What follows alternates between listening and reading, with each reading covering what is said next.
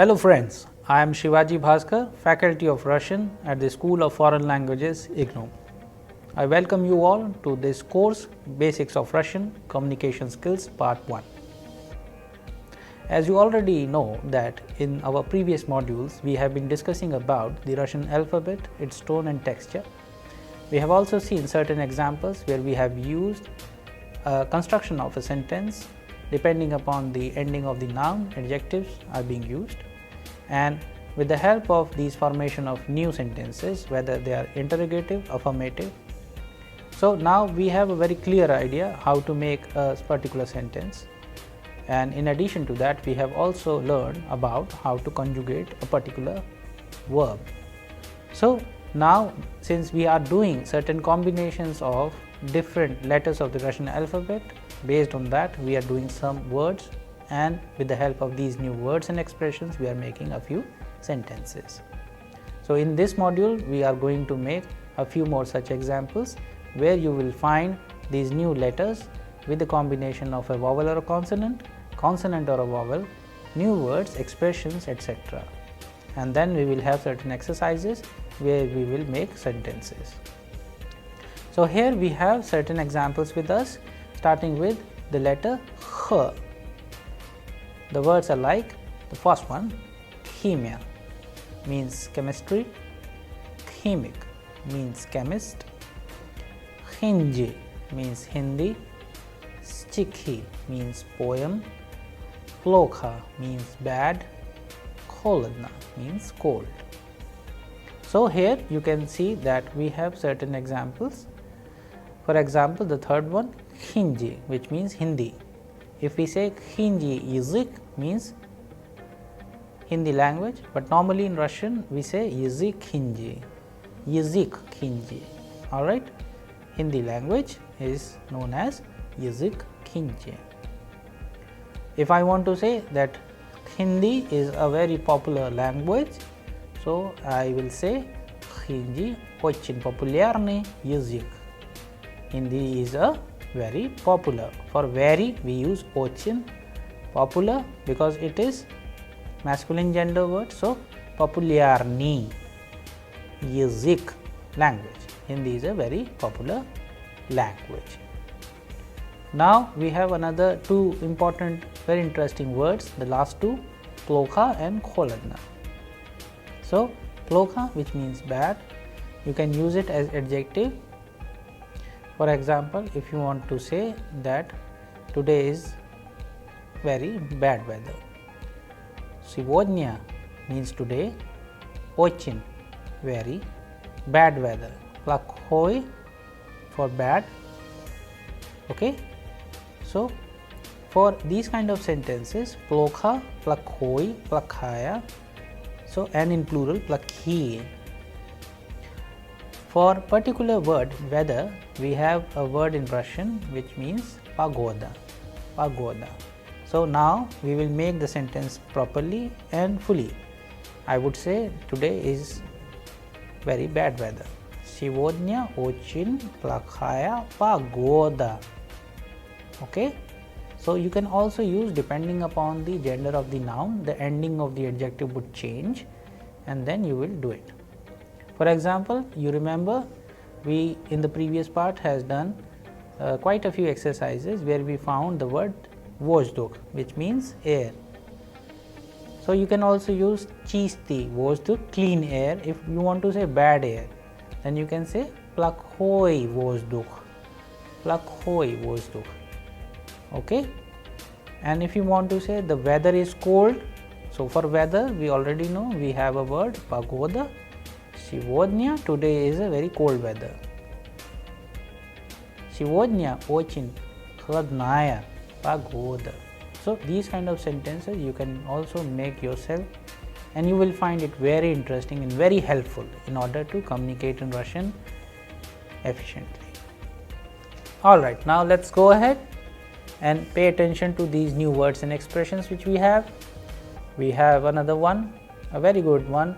The first one, хорошо, which is very oftenly used. For example, you have learned about, if I want to say how are you, then we say как дела. When we answer that I am all right, I am good, I am fine. For that particular expression, you can use the word хорошо. Как дела? Хорошо. How are you? You say good. Or simply in a full sentence, if you want to use it, then you can also say как дела? У меня хорошо. But please end it with спасибо, which means thank you. So I would like to tell you all that these are the basic standard formation of words, sentences, expressions which we use in Russian. So I would also want you to use it properly. So whenever somebody is asking you how are you in Russian, как дела, then you may please say у меня хорошо, спасибо. You can also ask somebody как дела, the other person would also answer у меня хорошо, спасибо. You would also be learning about certain other expressions in a dedicated module where you will learn about greetings in Russian. Now the next one is тихо, means quiet. Okay, so suppose if you are in a library and somebody is talking, you can use this expression тихо, but please use it with пожалуйста, and пожалуйста you already know means please. So quiet please, тихо пожалуйста, тихо пожалуйста. Alright, I hope you will remember these expressions, how to make them and how to use them depending upon the context and situation. Now we will go ahead and see the meaning of rest of the words. Наверх, наверх, сухое, сухое, плохое, плохое, хорошее, хорошее, and хитрый, хитрый. So here we have certain examples like плохой, хороший. Then these are in a form of an adjective. So плохой, bad. If you want to say a bad person, you can say плохой человек. If you want to say he is a bad person, then you would say он плохой человек. Okay, and accordingly you can make numerous sentences while using the single one, this word, and define many things. Then you can also use them as antonyms. Плохой, the antonym of плохой is хороший, or the antonym of хороший is плохой. So in a dedicated module you would be learning about antonyms and synonyms separately, but since we are having these exercises and these words with us, so I am telling you well in advance so that you prepare your own sentences and your thought process would also grow. So that is why please pay attention to these new words and expressions. Let's go ahead and pay attention to the next. Here in this particular exercise, you would see that now we are going to take you to the world of verbs in Russian.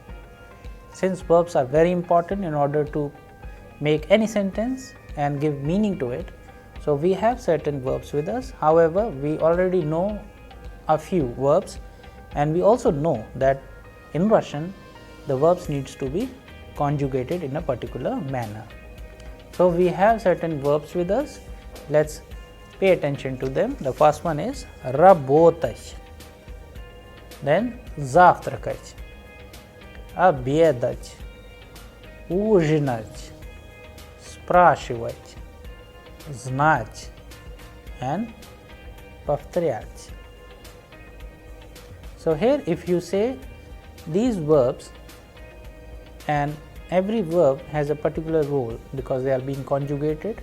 For example, the first one работать, which means to work. It can be conjugated as я работаю, ты работаешь, он, она работает, мы работаем, вы работаете, and они работают. So depending upon the ending of the verb, there are certain cases where you will find that they are being conjugated in a similar fashion, but not necessarily, because There are certain exceptions in Russian, especially in verbs as well, where the ending might be similar but they are not conjugated as. So you will be learning about them in a dedicated module as well, but before that let's pay attention to the rest of the verbs. So after rabotach we have zavtrakach, which means to have breakfast, obiadach means to have lunch, ujinach means to have dinner, sprashivach means to ask, znach means to know, and повторять means to repeat. So here are very important and very interesting cases where we find zavtrakach, obiadach and ujinach.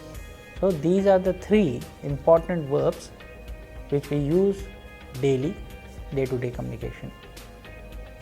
So from the word zavtrakach we have zavtrak, which means breakfast.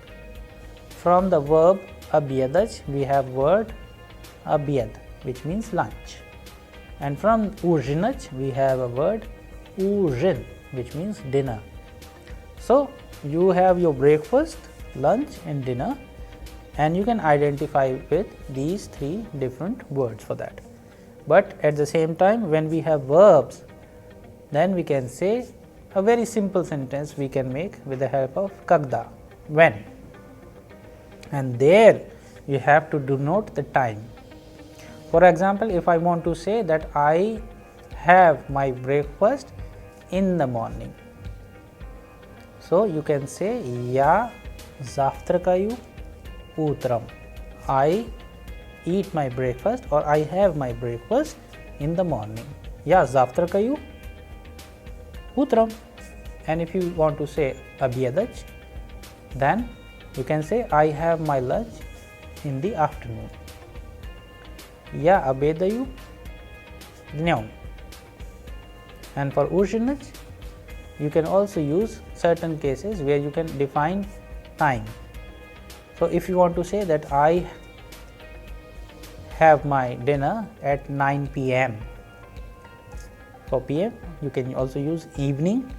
So ya ujinаю 9 вечера. 9 is 9, and from вечер, which means evening, you can say ya ujinаю 9 вечера. So it is in genitive case, which you will be learning about in detail in the dedicated module, but just for the information here you can use different constructions. Alright, now let's go ahead and pay attention to certain other verbs. So these are the verbs like отдыхать, играть, делать, слушать, писать and решать. So now let's learn the meaning of these verbs.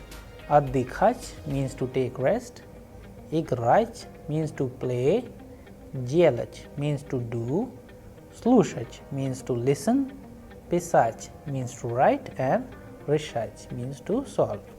So now let's take few examples and make some sentences so that we understand the meaning properly. Отдыхать means to take rest. He is taking rest. If I want to make a very simple sentence while conjugating the verb отдыхать, he is taking rest. On, because he is on отдыхает. If I want to say they are taking rest, then I would change it into they.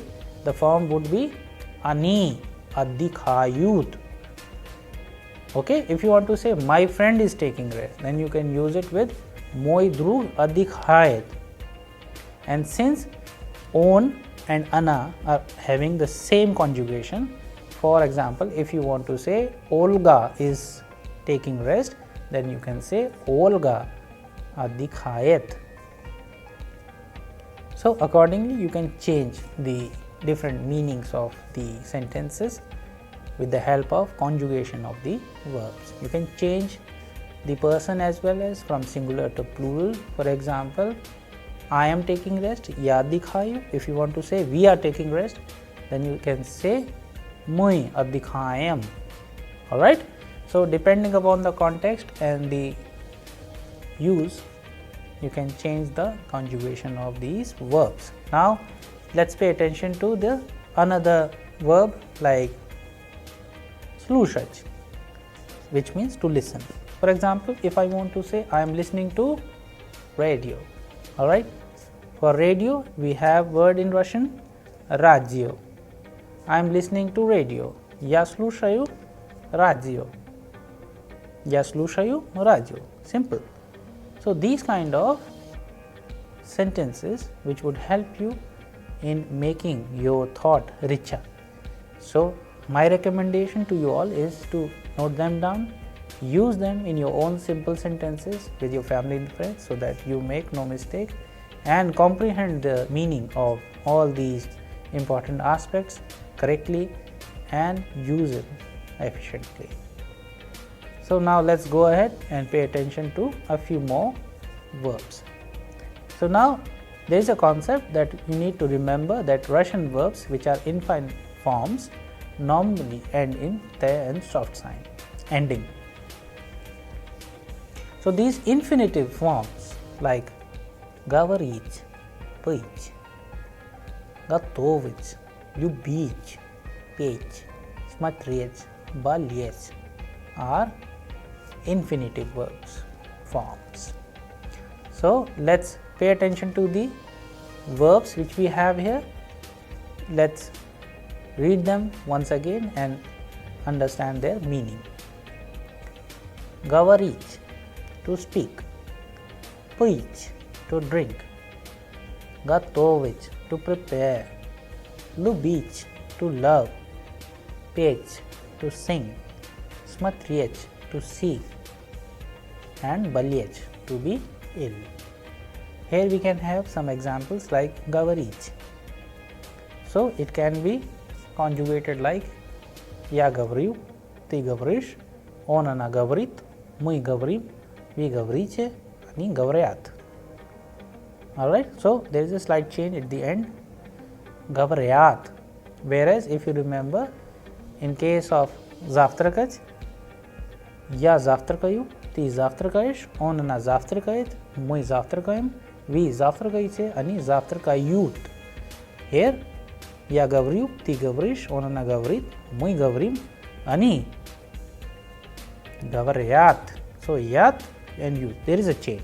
So you have to pay attention to these endings very carefully and note them down separately in your notebooks in order to remember them by heart. Alright, so very important example. Once again, here we have the verb любить, to love.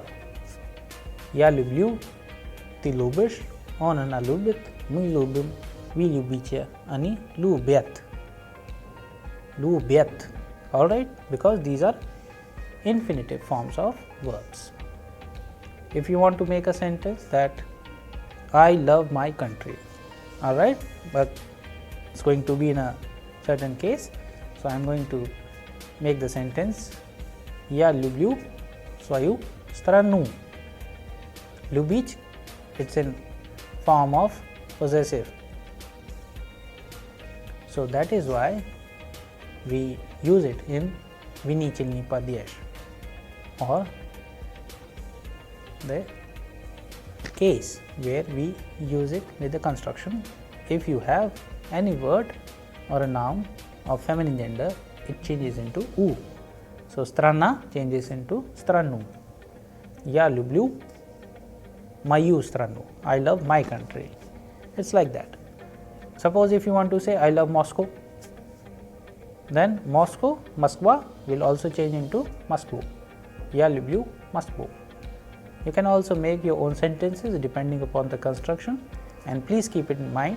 However, we will be talking about certain cases in detail in dedicated modules where you will learn about certain case system of Russian. Okay, now let's go ahead and pay attention to this section. As you know that we are going in a very phase wise manner, that we are introducing you to the Russian alphabet, letters, combinations, words, expressions, verbs, and finally we have sentences. So now we are going to discuss one text with you. In this text, you will find many words which you already know, but our purpose is that while paying attention to these sentences, we are going to talk about a little story.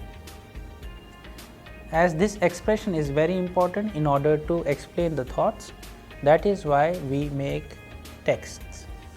So here I am going to talk about a family, its people, and you will see that what kind of sentences we have.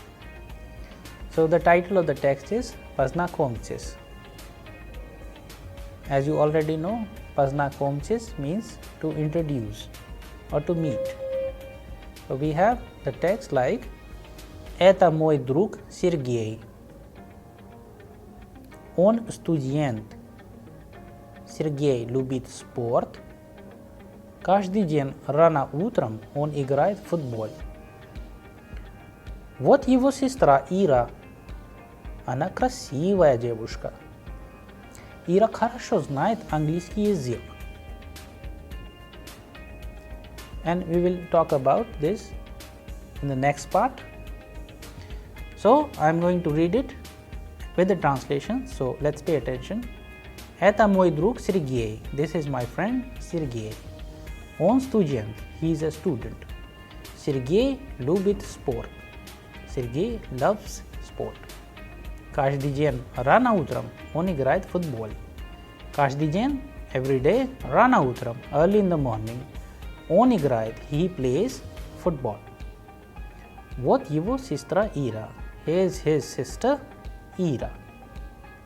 Она красивая девушка. She is a beautiful girl. Ира хорошо знает английский язык. Ira knows English language well. Alright, so you can also change английский язык with any other language. Suppose if I want to say Ira knows Russian language well, then I would say Ира хорошо знает русский язык. If I want to say that she knows Japanese well, then I want to say in Russian Ира хорошо знает японский язык. And if you want to say that Ira knows Hindi language well, then we have to say Ира хорошо знает язык Hindi. So please pay attention to these constructions. You can also change like we just did with numerous examples which we already know. Alright, so now let's go to the next part. So this next and the final part of the text we have Это его мама Галина Николаевна. Это and this is his mother Galina Nikolaevna. So in Russian the name is Galina and surname is Nikolaevna. Alright, so you also please keep this in your mind while reading the names and surnames of Russians. You please have to pay attention to the surnames very carefully. So Anna physique. Anna means she, because for he we have on. And Galina Nikolaevna, это mama. Alright, so mother Galina Nikolaevna of Sergei. She is a, now we are going to talk about her profession. Anna physique. She is a physicist. If you want to say that she is an engineer, you can say Anna engineer. If you want to say she is a doctor, she would be Anna Vrach. But if you want to say that she is a teacher, then in Russian for teacher, if it is a female teacher, we have Учительница. Она учительница, она преподавательница, like that. So be very careful while using these surnames, names as well as professions depending upon the gender of that person. Alright, now let's pay attention to the next sentence. Утром она готовит завтрак. Утром we already know, in the morning. Она готовит, she prepares. Завтрак we know means breakfast. Утром она готовит завтрак. In the morning she prepares the breakfast. Sergey и Galina Nikolaevna вместе завтракают. It is again a very important construction. Whenever we want to say together, we use вместе. Sergey и Галина Николаевна вместе завтракают.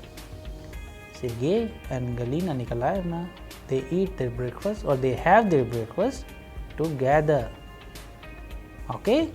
And the next sentence, Sergey любит пить молоко.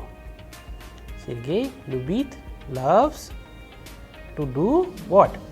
To drink. Sergey loves to drink what? Молоко, milk. Okay? So, Sergey loves to drink milk. А его мама любит фрукты. A means and in this context, его мама, his mother, любит, loves фрукты means fruits. Because in Russian, if you want to say singular fruit, it has to be frukt. But we are changing into plural. So it is frukты. Okay. So I hope the text is clear. You got a very nice introduction of a family in Russia. This is a small text about Sergey and his mother. We also talked a little bit about his sister Ira. We also talked about little bit about professions and certain constructions which we saw. Then we also saw that what kind of food do they eat, and here very precisely we have done a very small text where we have seen what kind of names in Russian for Russians we use for males and for females. So we have three important names here. We have Sergey, we have Galina Nikolaevna and Ira. So these three important names we need to remember. These are very popular names. Then we also saw that what kind of verbs we used. We used любить, готовить, завтракать. Alright. These kind of verbs which are very often used are being used in this text as well. And based on these kind of constructions, now I would like to tell you all to prepare your own small text. You can also replace the name of these characters by the names which you find in your family and friends. Use the same composition, use the same conjugation, but the flavor of the text would change. Now let's change the names and see what kind of flavor do we get. Let's go to the previous part. Okay, so the title of the text remains same, Poznakovches. Here I am going to change Russian name from Indian name. So I am going to use Anil in place of Sergey. Это мой друг Anil. Он студент. Anil любит спорт. Каждый день рано утром он играет футбол. Вот его сестра. So because we are talking about Anil, which is a Indian name, in place of Ira, we are going to change it with Geeta. Вот его сестра Geeta. Она красивая девушка. Geeta хорошо знает английский язык. Now let's go to the next part. А это его мама, because it is a Russian name, Galina Nikolaevna, we will change it from, let's say, Sita. So, Sita Devi. Это его мама, Sita Devi. Она физик. So, from that profession you can also change, let's say, учительница. Она учительница. Утром она готовит завтрак. Sergey, in place of Sergey we have Anil, and in place of Galina we have Sita. Утром она готовит завтрак. Anil и Sita Devi вместе завтракают. Anil любит пить молоко, а его мама Sita Devi, его мама любит фрукты. So when you translate the text, you will definitely find that there is going to be a very big change in overall comprehension of the text. So that is why this is a kind of exercise which you can also do at home and discuss it with your family and friends. You will find it a very interesting exercise and you will love it. I hope you like this module very much, and we will be discovering about many more such concepts in our upcoming modules. Thank you.